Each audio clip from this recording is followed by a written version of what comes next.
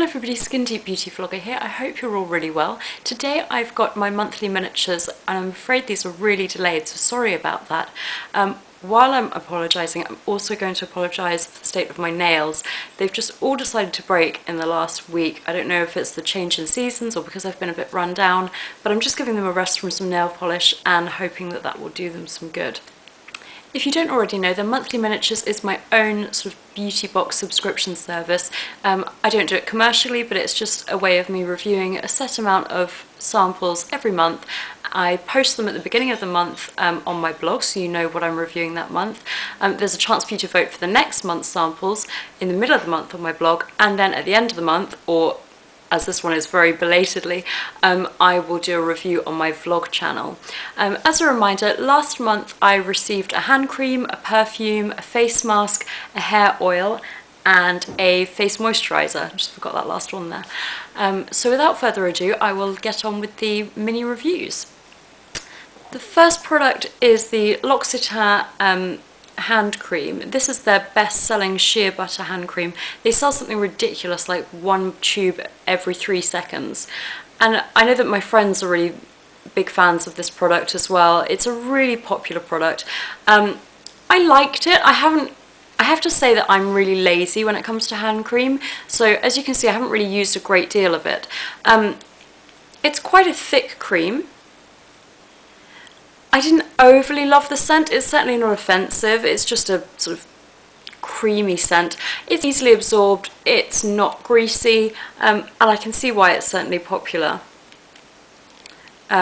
This tube is going to last a ridiculous amount of time, even for somebody that is better at applying hand cream than I am, because it's so rich and nourishing that you only need a really small amount. So I would definitely recommend this. I'll be keeping this in my desk drawer or maybe by my bed. I have to decide where I'm going to use it the most, so I will continue to use this. The next product was a really cute Fendi perfume sample, a good size sample for a perfume, and I have to say that when I first saw that I was going to be reviewing this, it had been voted for, I was a little bit nervous. I didn't expect to like this. It's a very sort of opulent fragrance, but I was actually very pleasantly surprised. It's described as a floral on a leather base, and I have to say it's not going to be for everybody. Just to give you a bit of insight into the notes that it's described as having, it's got tangerine from Calabria in Italy, with Damascus rose and soft leather accord. I'm wearing it now, and the reason I haven't used much of the sample actually is because I'm going to New York soon. I can't wait, I'm so excited, and I really liked this, so I think I might take this as my New York perfume because it's very wearable for day or evening. Well, I think it's wearable because I like a sensual fragrance. I don't think everybody would like this. If you're into sort of fruity florals, then I think this would probably be too strong for you, but for me, I really enjoyed it. There's definitely more depth to it than a sort of very feminine floral, but I liked this. And I also found it fairly long wearing on my skin. I've got dry skin, so perfume does tend to wear quite well on my skin anyway. Next up was the Elizabeth's Daughter the Daily Moisturiser for Face and Body SPF 15. This is just a 40ml tube, but it is lasting forever. I've been using this every single day, and a little goes a long way. Ooh, just squeeze some out so you can see. I like that it's got SPF 15. The Elizabeth's Daughter range was designed by a lady called Elizabeth for her daughter, so it is designed for more youthful skin than mine is, and I didn't feel that I necessarily was getting as many of the skincare benefits that I need. But that's not a criticism of the cream, that's just that it's not necessarily offering me as much as I need at this point in my life. I'll read you what it says on the back. It's described as a light daily moisturiser for face and body. Now, before I continue reading it, I'm just going to say I don't feel that it's lightweight. I think some people, if you have oily skin, you would probably find this a bit heavy. Also, I don't really like the idea of using the same product on my face as on my body. However, it didn't break me out, and you know, it's a great everyday moisturiser. I'll carry on reading. It's formulated to help moisturise, soothe and protect. Rice bran and sesame seed oils are rich sources of vitamin E and antioxidants and help provide natural sun protection factors. Fresh pumpkin cells burst with moisture on contact with skin, helping to repair and soothe, while shea butter helps to leave skin velvety smooth. That's quite interesting. I didn't even realise that there were little pumpkin cells bursting on contact with my skin. One thing I really noticed about this is that it's got quite a comforting, almost a sweet scent, and I think that might be the shea butter. I think that this is really good for getting young skin used to incorporating an SPF in their skincare. It didn't irritate my sensitive skin. Overall, I liked it, and I'm going to continue using it until the tube runs out, which could well be for another month or so. A very generous sample. Moving on to a product I did not like was the much overhyped, in my opinion, Moroccan Oil Hair Oil. This is insanely popular, and I have to say that I think part of the reason is that the packaging is really bright, stands out on a page, and therefore beauty editors like to feature it in their magazines. They've also advertised heavily, and there's a big celebrity fan base. The problem I have with this is that it's called an oil treatment for all hair types.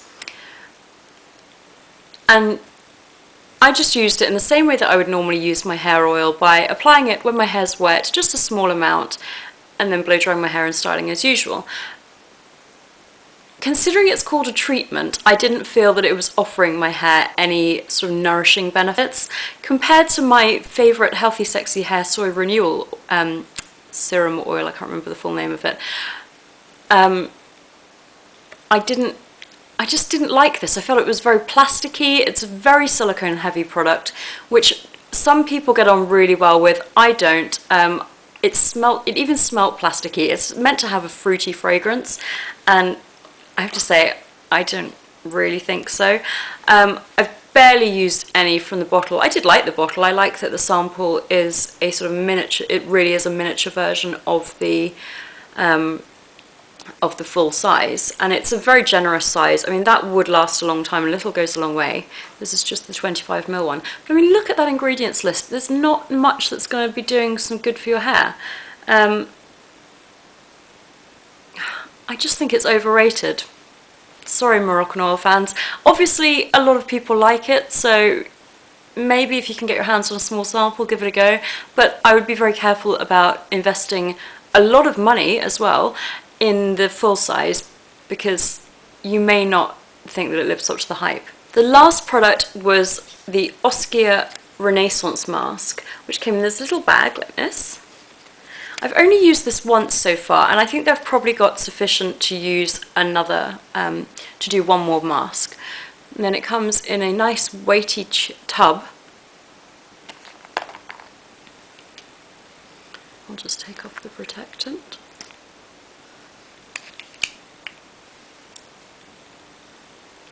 And it looks like this.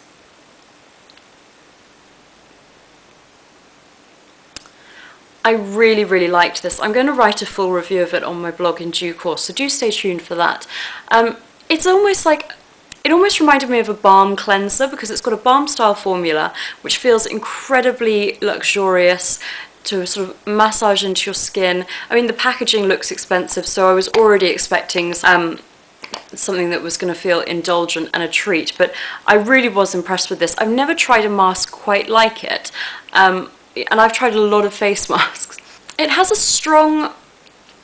very strong scent, but I found it quite pleasant. It's almost, I'd describe it as being very strongly scented of roses, but also with a slight medicinal scent to it as well. It is a strong scent, so it might not be to everybody's liking, but I really felt that this was packed with quality ingredients.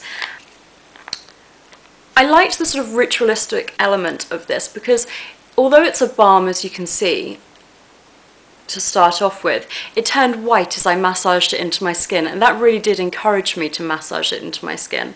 It was really easy to use. The instructions were very clear. You just sort of massage it into your skin, leave it on for 10 to 15 minutes, and then rinse off with warm water. Now I used my muslin cloth as I removed it, and I felt that that added to the exfoliation and really the sort of indulgent factor. It did tingle slightly as it got to work, which may not be to everyone's liking, but I really loved this mask, and as I said, I will be writing a full review on my blog. In the meantime though, I will just read to you what it's supposed to do. It's from the little directions here. It says, it is designed to increase skin brightness and clarity. This luxuriously textured AHA and enzyme mask is packed with Oskia's trademark blend of beauty-boosting nutrients and leaves the complexion smooth, refined and illuminated. And I would definitely agree with all of those things. I suspect that this is probably a pretty expensive product. I will put the full-size prices in the bar below, as I always do. Anyway, I hope that you've enjoyed this video. Do let me know if you've tried any of these products and your thoughts. I'd be particularly interested to hear what you think of Moroccan oil if you've tried it. And don't forget to vote in the middle of the month for the next month's products. If you've enjoyed this video, then please do subscribe, and I hope to see you all soon. Have a great day. Thanks again for watching. Bye.